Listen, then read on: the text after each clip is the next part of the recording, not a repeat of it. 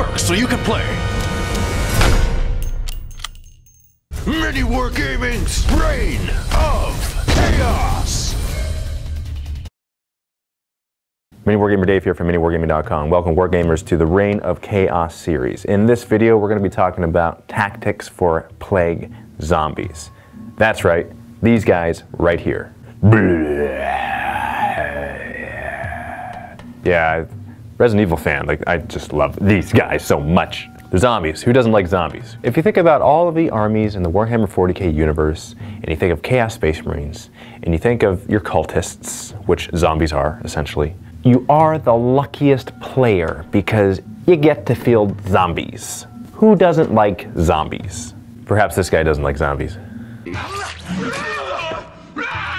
To understand a zombie, we first need to understand a cultist. So when you look at a regular human and a cultist, they are indistinguishable when you just kind of look at them. But when you look closer at them and you see all those tattoos on their bodies and your eyes kind of burn out of their sockets just by looking at their tattoos, you know that these guys are so angry at the universe that they just love to see things burn. They're all pyromaniacs. That's how it works. That's what a cultist is. Apparently their true colors really come out when a bunch of chaos is around them. Dude, they were like bad before chaos is around them. They're kind of like magnets. So here's a cultist sect and here's a Chaos Space Marine squad, and they get a little bit closer, it's like, bah! Don't mess with the cultists. Stat line, 3s across the board. They're kind of squishy. They got this improvised armor. Hey Bill, pass me that trash can lid. I gotta protect my chest. Yes, improvised armor. Granting you your t-shirt save. Which is better than nothing, but you know, it kind of sucks. Which is understandable. They don't want to make them too strong, otherwise it'd be way too overpowered because they are so darn cheap. $50 bill. Cultist, please. Take out dollar bill, and that's how many points it is. Well, I gotta word things like that, Dave. It's gonna make it so difficult. They got a good number of attacks. They got 2 attacks each. They got a close combat weapon and a pistol.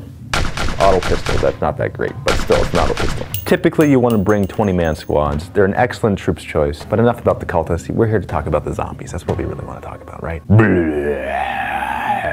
Important thing to note. You gotta bring typhus in order to unlock the zombie ability, which is basically dormant inside every single cultist. Maybe there's some sort of magical tattoo. So, yeah, look at the zombie tattooed right there. Okay, yeah, okay, typhus, yeah, see, I'm a zombie. I'm not sure exactly how it works. All I know is that it works when typhus, he just has this magical ability. He is a charismatic. And oh man, that's where it gets fun. This is actually not a bad trade-off because typhus is pretty good as an HQ.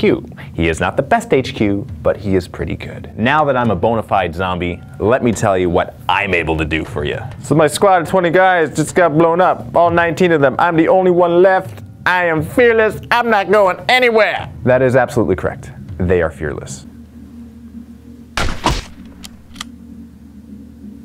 Yeah, I didn't feel it because I don't feel pain. Did I hear that right? I don't feel pain. I don't feel pain. See, that's the best part because that feel no pain is better than my improvised armor. I might as well take the armor off because the majority of things that are shooting at me is going to negate my armor anyway, but it won't negate the feel no pain. Unless you're strength 6 and then I don't get it because I'm only toughness 3. And apparently as a zombie you stay at toughness 3. I haven't found anywhere where it says that my toughness 3 goes to 4. If there's a researcher out there that has found this, please let me know, leave it in the comments. But as of right now, this is my belief, is that I stay at toughness 3, which is still okay. I mean, come on, if you know, there's stuff shooting at me, I'm gonna get the feel of pain. Unless it's really heavy, then it's gonna kill me anyway, so it doesn't even matter. Now, the one thing that does suck is that I got slow and purposeful now. You know, whenever there's shooting happening, I just turn stupid. But I'm a zombie, so that's okay. So I just turn normal when stuff is shooting, because I can't run. Movement phase, shooting phase, break time. No word of a lie, that's what happens. So the question is, how do I get my zombies up to the enemy? How do I get them up there so they can tar pit them? Because we all know that they are tar pitters. Even squads of Terminators. There's a little gremlin in my throat who tried to get up, but I put him back in because he wasn't a zombie yet. How'd I get him up there? Well, there's a couple of different options, which we're gonna go through because this is important. You really gotta think about this. You can stick them in a rhino and drive them up there and move more and, you know, kind of abandon the rhino and whatever. I don't suggest that. It's a waste of points. Heck, your rhino is almost the cost of your zombie squad. You might as well bring another zombie squad, right? Doesn't that make a lot more sense? Put them in a Land Raider. Yeah, right. If you're gonna do that, then bring Karn. So vehicle transport is kind of out of the option. It's just way too expensive, doesn't make any logical sense. Now you can bring a Chaos Lord and roll on the Chaos Space Marine Warlord trait table and hope that you get Master of Deception, which enables you to infiltrate your units, D3 of them. That's a 1 in 6 chance. That is taking way too much of a risk. Although you can do it. I've done it before, I lucked out, I got it, and it was awesome sauce because zombies turn 2 in the face of the opponent. It was lovely. I had my cake and I barfed afterwards because it was Nurgle, but it was all awesome because I expected it. That's another option, but that's kind of like really, you know, that's kind of like in the Matrix when the key maker had the one key that was able to open the one door that exact moment in time in the universe and it's never gonna happen again. Kind of like one of those situations. Don't rely on that. I guess your third option is the foot slog these guys, right? I guess we're talking about different types of deployment. You know, typically I play Dawn of War. So you are 12 inches up, the closest you can possibly be is like 24 inches approximately from your opponent. So that's a lot of movement, man. If your opponent never moves, that's a lot of turns. That's like 2 to 3 turns of movement because you're gonna expect that when you charge them that you'll get something, like at least 6 inches. So let's say like 3 turns of movement, and that's if they don't move. And so that's just, you know, it's kind of a big mess. So it looks like zombies are really good for objective holding, especially when the objectives are close-ish to your side. So you can just take advantage of the fearlessness and feel no pain and, you know, camp on that objective. You know, kind of create a little dome around it. Warm it up and lay your eggs, because you're gonna be planting on it, man. Tattoo zombie. The other question is, how many should I bring? That is really dependent on how many points you are playing with. What is the absolute max you can bring in an under 2,000 point list? Well, that would be 35 times 6, Dave. Does 210 seem like the actual number? I think that's the real number of the amount of zombies that you are able to bring. If it's more than that, you can bring like 420? What? No? What? Huh? Really? That's a lot of zombies. That's way too many. You're gonna be there for like 12 hours. It's on turn 1. But wouldn't we just love that though, man? We're gonna make our opponent go insane and they just give up. I wouldn't recommend going with that many. I would say a couple squads. And those couple squads could be like 20-man squads each. Maybe 25-ish. But a lot. You gotta have a lot of guys, you know? Because even though they are fearless and feel no pain, you're not gonna run away when they get shot at, and you know, they're gonna survive more than just a cultist. You wanna be able to survive, because when you're moving up, they're gonna peg you off and you move up. Especially if you got really shooty armies like the Tau. But I have found that for the most part, they kind of get ignored. Zombies get ignored because they don't have people skills. And people without people skills don't get talked to. It's just a fact of this chaotic life. I'm not saying this happens in every single game. I'm just saying the games that I've played. Zombies get ignored because there's other things that are in the face of the opponent while the zombies are coming up behind slowly and tar-pitting units. And if I played more objective games, I'm sure I would be planting on those objectives because it just logically seems like a good option to use them for. I've tried a few different configurations of the amount of models I should bring, and that seems to be the comfort level.